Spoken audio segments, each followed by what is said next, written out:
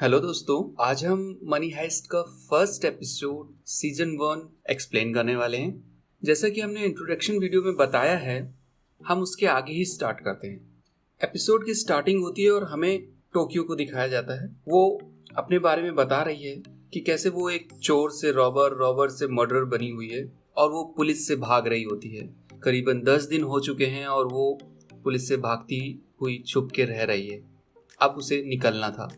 Police ने उसकी photo हर जगह सर्कुलेट करा दी है, जिसकी वजह से उसे छिपने में मुश्किल हो रही होती है और वो अब इस शहर छोड़ के जाने वाली है। लेकिन शहर छोड़ने से पहले वो अपनी माँ को फोन करती है और माँ से बात करती है। तभी उसकी माँ बोलती है, क्या अब हम कभी मिल नहीं पाएंगे? वो बोलती नहीं, ऑफ कोर्स मिलेंगे। और वो बोलती है कि वो आ रही है। तभी बैकग्राउंड में टोक्यो बोलती हुई सुनाई पड़ती है कि यही वो पल था, उसे उसका गॉड ऑफ एंजल मिलता है। गॉड ऑफ एंजल का रेफरेंस दिया गया हुआ है प्रोफेसर से। तभी वहाँ पे प्रोफेसर आता है और उससे बात करता है। टोक्यो उसे एक पुलिसमैन समझती है और उसको गन पॉइंट पे लेती है। तभी प्रोफेसर उसे बताता है कि वो उसे बताने आया है कि उसकी माँ को पुलिस वालों ने गन पॉइंट पे रखा हुआ है और वो तुम्हारा इंतजार कर रहे हैं। तभी टोक्यो को सब समझ में आ जाता है और यहाँ पे प्रोफेसर टोक्यो को अपना बिजनेस प्लान यानी कि मनी हाइस्ट करने का प्रपोजल भी देता है। एक ऐसी चोरी जो इतिहास की सबसे बड़ी चोरी होने वाली थी, करीबन 2.4 बिलियन यूरो। सारे ग्रुप को दिखाया जाता है जो कि एक प्रोफेसर के सीक्रेट प्लेस पे मिलते हैं और यहाँ पे प्रोफेसर बताता है, हम जो चोरी करने वाले हैं इसके लिए मैंने 5 महीने से प्लान बनाया हुआ है। तभी उसमें से एक बोलता है कि 5 महीने, आर यू नट? तो प्रोफेसर बोलता है कि हम स्कूल में पढ़ते हैं और उसके बेस पे हमारा डिसाइड होता है कि हम आगे कितनी max to max salary gain करेंगे। वैसे ही उसने ही स्टडी किया हुआ है कि इस चोरी को कैसे एग्जीक्यूट करना है और उसे लगता है कि इस चोरी को करने के बाद उसको और उसके बच्चों तक को भी कभी किसी सैलरी की जरूरत नहीं होगी।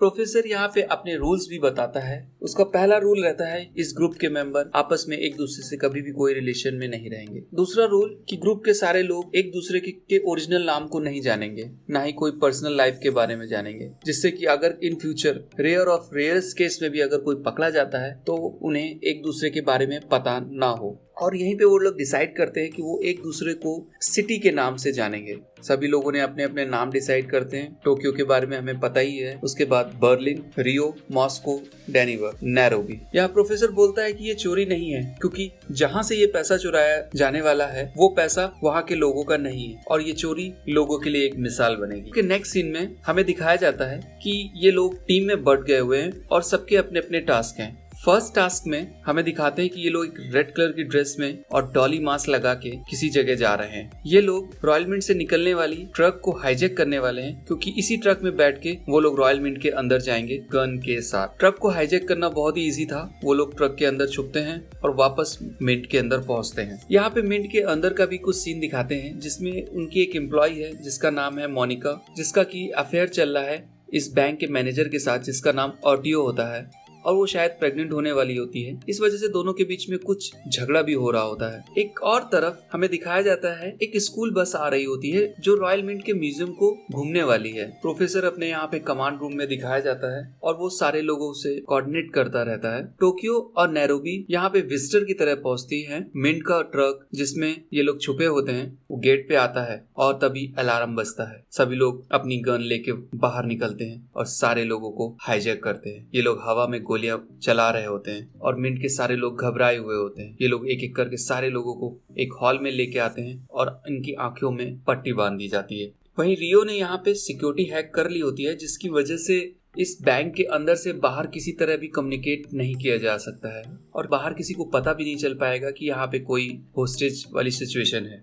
यहाँ टोक्यो प्रोफेसर को बताती है कि उसे मिस पार्कर नहीं मिल रही है। मिस पार्कर शायद एक बड़ी हस्ती है, इसलिए वो लोग उसको ढूंढ रहे हैं। लेकिन मिस पार्कर अपने बीएफ के साथ एक सीक्रेट प्लेस पे होती है। मिस पार्कर का बीएफ उसकी एक न्यूड फोटो लेना चाहता है, तभी वो चिल्लाती है। टोक्यो उसको ढूंढते ढूंढते वहाँ पहुँचती है और उन दोनों को बाहर लेके जाती है। यहाँ पे मिस पार्कर के फोन पे मिस पार्कर का न्यूड फोटो है। बर्लिन जो इनसाइड इंचार्ज है और सारे होस्टेजों से बात करता है। वहाँ पे एक लेडी रहती है जिससे वो बहुत अच्छे से बात करता है, जिसकी वजह से मोनिका थोड़ा सा उसके प्रति नरम हो गई थी, क्योंकि जिस तरह से ऑडियो उससे बात कर रहा था उसे बिल्कुल अच्छा नहीं लग रहा था। और वहीं बर्लिन किसी प्रेग्नेंट लेडी से बहुत अच्छे से बात कर रहा था। बर्लिन बोलता है कि अगर सब लोग उसके ऑर्डर को फॉलो करेंगे तो किसी को कोई भी चोट नहीं लगेगी।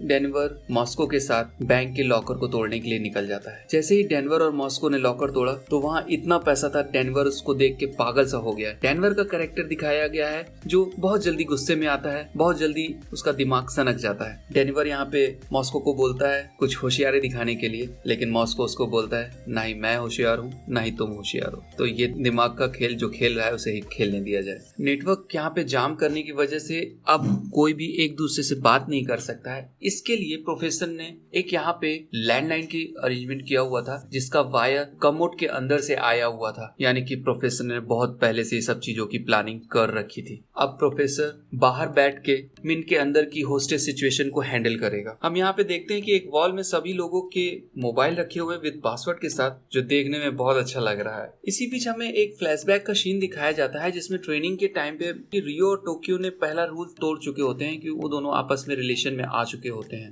प्रोफेसर कमांड देता है हेस्ट के सेकंड स्टेज के लिए, सबको बोलता है। यहाँ पे उन लोगों ने बैंक का एक पैनिक बटन दबा दिया है जिसकी वजह से बैंक के सामने पुलिस आ जा रही होती है और तभी वो लोग डॉली मास्क के साथ में बाहर निकलते हैं और हवा में गोली चलाने लगते हैं। लेकिन पुलिस की गोली रियो को आके लगती है जिसकी वजह से टोक्यो पागल हो जाती है और पुलिस वालों पे गोली चलाना चालू कर देती है और यहाँ पे काफी गन फायरिंग होती है और सब लोग बचते बचाते हुए मिंट के अंदर वापस आते हैं। यहाँ पे प्रोफेसर के प्लान के हिसाब से उन्होंने एक बैग में पैसे भर के बाहर लुटा दिए थे, जिसकी वजह से लोगों को पता चलने लगा था कि ये केवल एक चोरी ही नहीं, इसका मकसद कुछ और भी है। सबके सब अंदर वापस आते हैं और हमें पता चलता है कि रियो अभी ठीक है। सब एक दूसरे के ऊपर चिल्ला रहे होते हैं क्योंकि उनका पहला मकसद था किसी की जान को कोई भी खतरा ना हो, लेकिन यहाँ पे ऐसा कुछ भी नहीं हुआ। यहाँ पे एपिसोड खत्म हो जाता है और हमें सस्पेंस में छोड़ दिया जाता है कि प्रोफेसर का क्या प्लान है।